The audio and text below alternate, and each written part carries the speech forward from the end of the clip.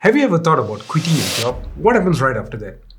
Our mind immediately starts doubting our decisions. It's too scary.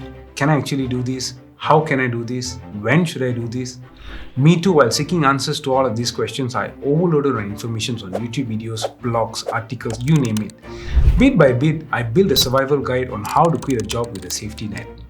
So I like to share how I learned how to manage my horror and also how to absorb the possible outcomes of a worst case scenario. Hey friends, my name is Vik and I'm a doctor who's currently running my own practice here in beautiful Sabah, Malaysia. In this channel, I share my thoughts and also self-journey on topics such as managing health, wealth, and also how to be efficient at what we do daily. So on managing our nightmare, one day a wise couple suggested to me, if you want to redesign your life, then the 4-Hour Workweek by Tim Ferriss is a must read. So, in one of the chapters in this book, he shares on how to define our career nightmare in detail. See, what happens in our brain is all fuzzy and the fear is always the unknown, right? The idea here is to create a vomit draft that describes our career nightmare in detail on a piece of paper, and it is done by answering a series of questions. What is the absolute worst that can happen if you were to quit your job today? And what are the possible short-term benefits and long-term benefits if you quit a job today? And if you quit a job today, how would you do things to get it under control? And if you're fired today, how would you stabilize your finances? And what is it costing you emotionally and physically on a daily basis? And what are you putting off out of fear? And finally, what are you waiting for? So now that we have our nightmare described in detail, it's time to prepare a visit to our fear at the dark side. So this idea from the movie Interstellar caught my attention about time, emotion, and also logic and how they are affected by each other. So in this movie, Cooper and his team will travel through wormhole to find planets where humans could survive. But when the team mixes emotion and logic, it ends up making Cooper trapped in a black hole where nothing literally escapes. So even though I felt like quitting or resigning at any given moment, that was not a genius thing to do. And I gave myself a good 12 months period before leading to the D-Day. And my logic here depended on three main things. Number one, if I were to quit my job today, can I survive financially? And am I jeopardizing my customer, in my case my patient's care, by quitting today? Lastly, hypothetically speaking, if a robot were to replace my job as a doctor today, what other skill sets I would learn before leaving my current job? Building a financial dam is the most important strategy in this entire survival guide, in my opinion. Before I can quit my job, I should earn the rights to qualify to do so. So I broke this down into three important parts.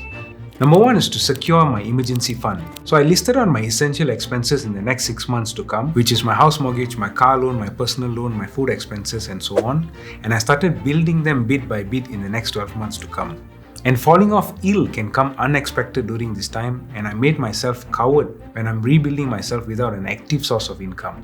So I made sure my life and medical insurance policy was in place. I was trading off anything that was possible for me to scale down. So instead of having 3 streaming subscription services like Amazon Prime, Disney Hotstar, Netflix, I decided to have only one.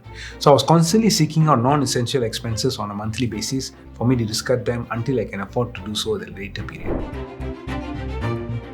In a typical Asian family, the breadwinner usually does not explain his or her struggle with the family members. Oftentimes, when a major decision is made, it comes off as a surprise. It kind of feels like taking away the last bite of your favorite food. So my take in this was, do not surprise your stakeholders. Identify who are the people who get affected by a decision, and usually they are the ones who are dependent on you. Have a get-together time and explain your dreams and the steps that are involved in this process. And one of it should entail quitting your job. So I realized it makes it more real and less impactful. When it comes to D-Day preparation, I told myself 12 months to prepare for the deadline, right? But I never actually committed to a date and a time. So one day, my wife casually came up to me and asked, "V, you are leaving soon, right? But when are you leaving actually?" So clever woman she is, she made me commit to a date and a time. So the bottom line for D-Day preparation is, whenever you're preparing for a deadline, make sure you commit to an exact date and also an exact time. And take this decision, announce it to someone who will actually hold yourself accountable, make a wager if you need to. And then when the final day arrives, go ahead and announce it to your employer straight up, just like ripping a band-aid off. And another thing, if you want to announce it to your employer, try not to do it on Mondays and Tuesdays. Apparently, studies shows that those are the two most stressful days in a work week. I vividly remember the day I walked back to my car after resigning. I was hoping to feel free, light, and in la la land, but instead I felt like a big brick on my head.